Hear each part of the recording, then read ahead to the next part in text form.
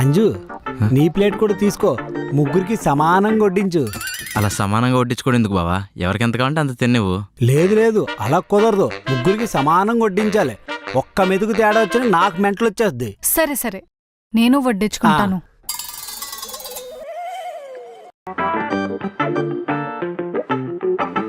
Chicken బాగుందక్క, ఇంకో 2 పీసులు.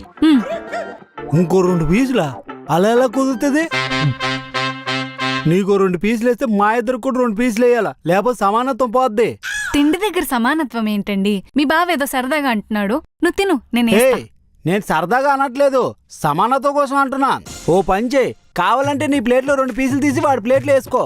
ఆడికి ఎన్ని వేస్తున్నావు నాకు కూడా సమానంగా పీసులు వేయాలా, సరేనా?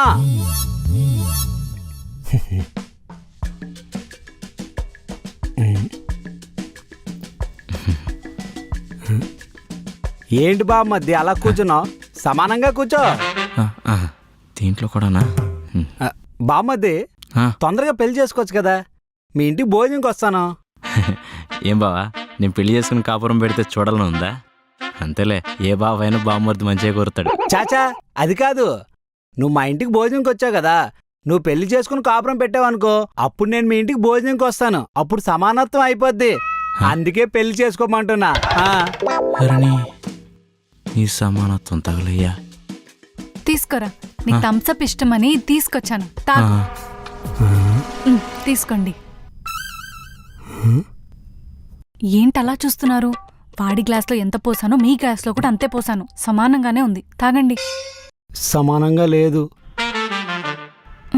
వాడికి ఇష్టం అని చెప్పి థమ్సప్ తీసుకొచ్చావు, నాకు ఇష్టమైన లిమ్కా తీసుకురాలేదు, ఇంకేం సమానత్వం?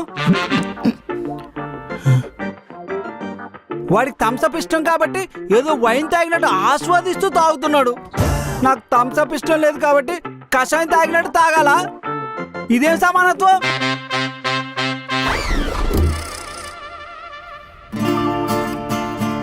తమ్ముడు తమ్ముడు ఆగరా, ఎందుకురా అలా వెళ్ళిపోతున్నావు? నీకు మీ బావ గురించి తెలిసిందే కదా, ఎప్పుడు అన్ని సమానంగా ఉండాలని అంటాడు, వదిలేయరా.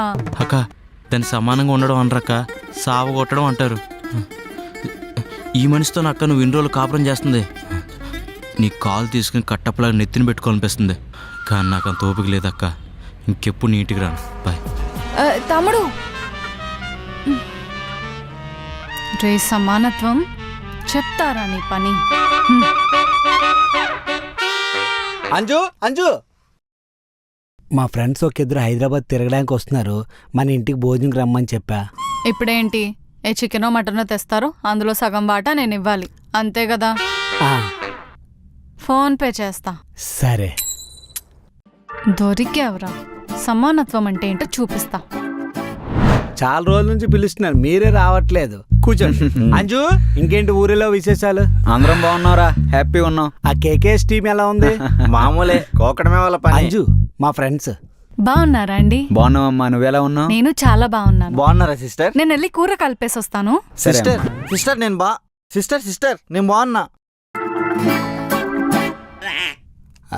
అంటే కూర మాడిపోతున్న గాబర్లో వెళ్ళిపోయి ఉంటదిరా, అట్నుంచి వచ్చి పలకరిస్తుందిలే, ఉండొస్తాను. అంజు, కూర మాడిపోతున్న కంగాలో నువ్వు ఒకరిని పలకరించలేదు, ఆడు తెగ నలిగిపోతున్నాడు, రా హాయ్ చెప్దువి. కంగారుతో వచ్చానని ఎవరు చెప్పారు? కావాలనే వచ్చాను. కావాలని వచ్చావా? ఎందుకు? ఓహో, ఆడి ముఖం చూస్తే పలకరించాలనిపించట్లేదా? సమానత్వం అనిపించలేదు. సమానత్వమా? అవును, నేను మా తమ్ముడిని ఒక్కడినే భోజనానికి పిలిచాను, మీరు కూడా మా తమ్ముడికి ఒక్కడికే మర్యాదలు చేశారు కదా, అందుకే నేను కూడా మీ ఇద్దరు ఫ్రెండ్స్ లో ఒక్కరికే మర్యాదలు చేస్తాను. సమానత్వం. ఇది సమానత్వం కాదే, ప్రతీకారం. నాకు అర్థమవుతుంది, అన్నీ ఏదో ఒకటి మేనేజ్ చేయాలి.